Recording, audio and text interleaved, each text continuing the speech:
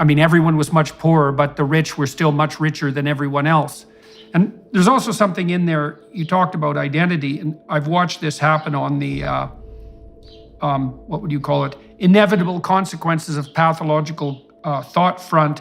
So the leftists who were pushing for equality of outcome insisted that if there were differences in socioeconomic outcome that you could identify by group, then that was a prior evidence of systemic oppression, let's say. But they fell astray of a certain peculiarity with regards to group identity, which is that group identity is actually infinitely fragmentable. And so out of the initial identity political theorists, you got the intersectionalists who made the case that, well, you were oppressed, let's say if you were Latino, and you were oppressed if you were female, but the joint interaction between Latino and female made you even more especially oppressed, and then you could add gay to that or whatever other. And what you see happening on multiple fronts in consequence is that the litany of potential ethnic groups increases, the number of them, and then the number of interactions increases, and that increases exponentially as you add more identity categories. And what that essentially means is that the problem of computing equity starts to become technically impossible, because every single person's identity is so complex on the intersectional front that there isn't even a hypothetical way of deciding whether any given socioeconomic outcome is equitable.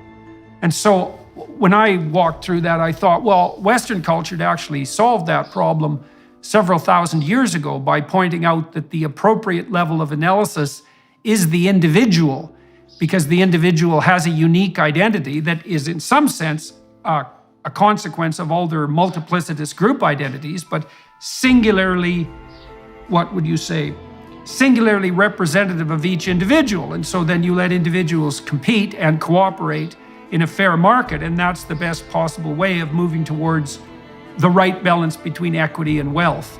Well, there's a real attraction to a kind of deep narcissism there. And I think I first encountered that probably at Ivy League schools in the US. So I'm a Canadian and not that familiar with the more differentiated class structure in the US. And so when I went down to teach at Harvard, it was an anthropological adventure for me, as well as let's call it a research-oriented adventure and an intellectual adventure. And I didn't understand as much as I do now what dynamic the Ivy League schools played in the US in terms of ensuring upward mobility. And I knew at Harvard, I believe it was when I was there in the 90s, the estimate was that 40% of Harvard undergraduates would be billionaires by the age of 40.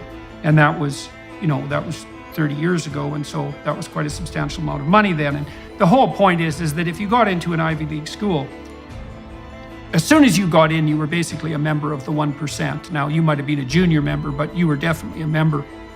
And I thought that was perfectly fine because the Ivy Leagues did a damn fine job of merit-based selection. Now, it wasn't perfect. There were legacy students, for example, and there was a bit of play in the system there, but fundamentally, Harvard and the other Ivy Leagues had transformed themselves from old boys clubs in the 1960s into highly elite intellectual institutions by the 1990s. But then what I saw too, and this was so interesting, was that being junior members of the 1%, with almost certain hallmark of long-term success as a consequence of Ivy League admission, wasn't enough for many students and their idiot professors. They had to have the label of oppressed working for them too. So you had this strange spectacle, as far as I was concerned, of these unbelievably fortunate Ivy League students who were offered an opportunity that, well, is really unparalleled in human history, not only benefiting as a consequence of being the beneficiaries of this amazing system, but simultaneously claiming the status of the poor and oppressed, and claiming at the same time to be avatars and representatives of that oppressed group. And I thought, Jesus, you guys, like being rich and powerful in junior form isn't enough for you. You have to have all the virtues of the rich and all the privileges and opportunities, and you have to have all the virtues of the poor and oppressed at the same time. It's like that just seems to me to be a bit much, and you see that reflected in the people that you're describing, who have this unbelievable wealth and opportunity, and who yet put themselves forward as, canonical victims of an oppressive system. So we could let's talk technically for a minute, so that everybody can understand what these selection criteria actually mean. So you could define a meritocratic selection process technically. Say, imagine you have an outcome. So you need an outcome first, which might be job performance or net lifetime productivity, something like that. And you can very much argue about what the outcome variable should be, but it's generally associated with something like economic productivity. And having made that measure, so that might be income, it might be number of people you employ in your lifetime, might be number of businesses that you generate, might be number of creative enterprises that you engage in. There's a variety of different measures of, say, lifetime productive and creative output.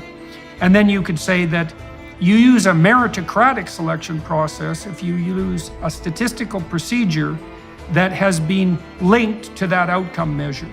And so you might say, for example, are there things we can measure that predict lifetime creative or productive capacity?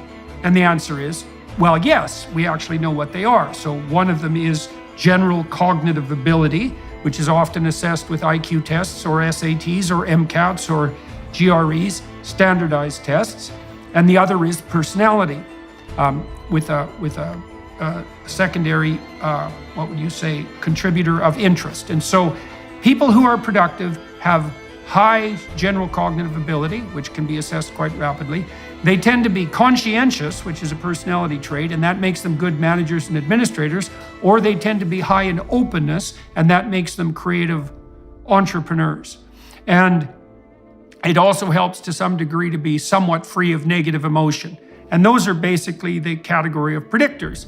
On the interest front, you have interest in people versus interest in things. And the interest in things types tend to be more frequently male, and they tend to pursue the science, technology, engineering, and mathematics streams. And so we actually know how to select people on the basis of merit. We do general cognitive ability testing and personality and interest, and you can provide a very economically valuable service to each individual and to the state at large by selecting according to those criteria, because you then select people who can benefit most radically from being put with their peers and from education. And the data on this are crystal clear. Now, the alternative, I've talked to people like Adrian Wooldridge about this, and you touch on it as well in your book on citizenship. You might say, well, what's the alternative to meritocracy? And Wooldridge's hypothesis was that in the absence of a technical meritocracy, you reverted to dynasty, so it's aristocratic transmission of status, or nepotism, which you talked about already in relationship to kinship. And so as soon as you abandon the merit principle, you open up the grounds, in all likelihood, to all sorts of corrupt admission processes. And so the universities are going to be wrestling with that. They already are, because one of the ways they discriminate against Asians, which is everyone's loss, right, to not maximize our exploitation of the productive and competent Asians, let's say, the way they discriminate against them is by deeming certain stereotypical Asian personality traits as not appropriate on the personality front. And they do that to gerrymander the admission criteria on the basis of race.